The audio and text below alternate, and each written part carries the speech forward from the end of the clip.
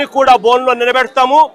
ప్రతి ఒక్కరిని కూడా చేసిన అన్యాయానికి శిక్ష వహించక తప్పదు అని చెప్పి కూడా ప్రతి ఒక్కరికి కూడా ఈ సందర్భంగా తెలియజేస్తా ఉన్నాను. చంద్రబాబు నాయుడు గారికి కూడా బుద్ధి జ్ఞానం ఉంటే ఇప్పటికైనా కూడా నేను చెప్తా ఉన్నా. జోగి రమేష్ ఏమన్నాడు? ఊరిక చిప్పు పోయింది అని మాత్రమే అన్నాడు. నేను అడుగుతా ఉన్నా, చిప్పు గన సరిగ్గా ఉంటే ఇవన్నీ ఎవడైనా చేస్తాడా అని అడుగుతా ఉన్నా. చిప్పు గన సరిగ్గా ఉంటే ఎవడైనా ఇలాంటి చేయిస్తాడా అని అడుగుతా ఉన్నా. నిజంగా వీళ్ళకి చిప్పు సరిగ్గా లేదు కాబట్టి ఇవన్నీ చేయిస్తా ఉన్నారు. చిప్పు లేదు కాబట్టి సిబిఐ తమ రిపోర్ట్లో క్లీన్ చిట్ ఇస్తా ఉన్నా కూడా టీటీడీలో ప్రసాదంలో ఎటువంటి గొడ్డు మాంసము, ఎటువంటి జంతువుల కొవ్వు, ఎటువంటి పంది కొవ్వు లేదు అని చెప్పి ధృవీకరించినా కూడా ఎన్డీడీబీ ల్యాబులు, ఎన్డీఆర్ఐ ల్యాబులు కూడా ఇవన్నీ కూడా ధృవీకరించి చెప్పినా కూడా చంద్రబాబు నాయుడు గారు ఇంకా రాజకీయ స్వలాభం కోసం కుక్కతోక వంకర అన్నట్టుగా చంద్రబాబు నాయుడు గారు, ఆయన కూటమిలో ఉన్న పవన్ కళ్యాణ్ గారు, ఆయన కూటమిలో ఉన్న చంద్రబాబు నాయుడు గారు కొడుకు లోకేష్ అదే పనిగా మళ్ళీ మళ్ళీ మళ్ళీ అదే అబద్ధాన్ని చెప్పి మళ్ళీ అదే నిజం చెయ్యాలి అని చెప్పి ప్రయత్నం చేస్తా ఉన్న తీరును ఇప్పటికైనా మానుకోవాలి అని చెప్పి వీళ్ళందరికీ కూడా గట్టిగా చెప్తా ఉన్నాను. దేవుడు గట్టిగా వీళ్ళందరికీ కూడా బుద్ధి జ్ఞానం ఇవ్వాలని కూడా దేవుని కూడా కోరుతా ఉన్నాను.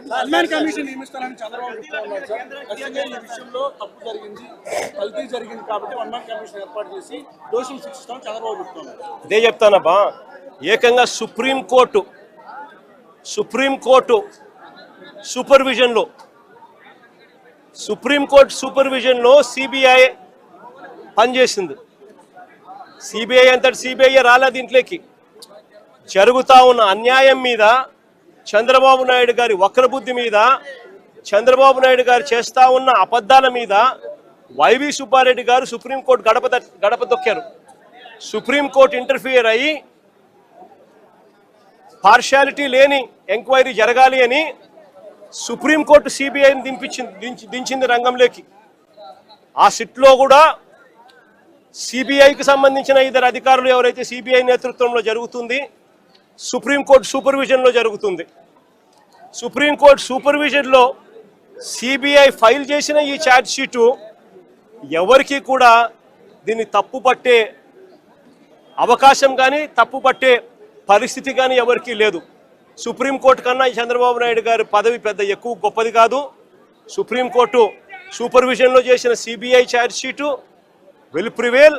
ఈయన వేసుకుంటా ఉన్న వన్ మ్యాన్ కమిషను ఈయన స్వార్థం కోసం, ఈయన సాటిస్ఫాక్షన్ కోసం వాళ్ళు ఏ విధంగా కూడా నిజాలు చెప్పినా కూడా ఆ నిజాలు తప్పు అని చెప్పి ఏకంగా ఈయన వేసుకున్న మనిషితో దాని అబద్ధం, ఆయన చెప్పి అబద్ధాన్ని నిజమని చెప్పి చూపించే ప్రయత్నమే చేస్తాడు తప్ప దానికి ఎటువంటి శాంక్టిటీ ఉండదు, ఎటువంటి విలువ ఉండదు.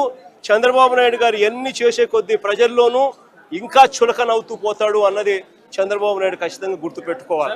చంద్రబాబు నాయుడు గారిని అడుగుతా ఉన్నా, అయ్యా నీకు అనుకూలంగా నీ ప్రభుత్వంలో నువ్వు సేకరించిన శాంపుళ్ళు, నువ్వు ఎన్డీఏలో భాగంగా ఉన్న సిబిఐ వచ్చి ఎంక్వైరీ చేస్తూ ఉంటే ఆ రిపోర్టే నీకు అనుకూలంగా నీకు రానప్పుడు నువ్వు ఏ రకంగా నువ్వు చేసినది కరెక్ట్ అవుతుంది అని చెప్పి నేను చెప్తా ఉన్నా. ఆ రిపోర్టే నీకు అనుకూలంగా రాలేదు కాబట్టి నువ్వు చేస్తా ఉన్నది ఏంది? మళ్ళీ నీకు అనుకూలంగా రిపోర్ట్ వచ్చేదాకా మళ్ళీ నువ్వు వక్ర భాష్యం చెబుతూ మళ్ళీ నీకు నచ్చిన వ్యక్తిని మళ్ళీ వేసుకొని దాంట్లో నుంచి మళ్ళీ ఎంక్వైరీ చేయాలని ప్రయత్నం చేస్తా ఉన్నాం. నేను 2-3 క్వశ్చన్ సింపుల్గా అడుగుతా ఉన్నా. అయ్యా ఇదే సింఘాల్ అనే ఈఓ ఎవరు అని అడుగుతా ఉన్నా. ఇదే అనిల్ సింఘాల్ అనే ఈఓ చంద్రబాబు నాయుడు గారు ముఖ్యమంత్రిగా ఉన్నప్పుడే టీటీడీ ఈఓగా పనిచేశాడు, ఈఓగా ఉన్నాడు. మా ప్రభుత్వం అధికారంలోకి వచ్చిన తర్వాత మేము ఆయన కొనసాగించాం. మా ప్రభుత్వ హయాంలో మేము తప్పు చేసినాము అని చెప్పి చంద్రబాబు నాయుడు గారు అనుకుని అది వాస్తవం అని చెప్పి ఆయన నిజంగా కూడా చిత్తశుద్ధితో నమ్మి ఉంటే ఇదే అనిల్ సింఘాల్ను మళ్ళీ చంద్రబాబు నాయుడు గారు ముఖ్యమంత్రి అయిన తర్వాత మళ్ళీ ఈఓగా ఎందుకు తెచ్చినాడు అని అడుగుతా ఉన్నా. దాని అర్థం ఏమిటి?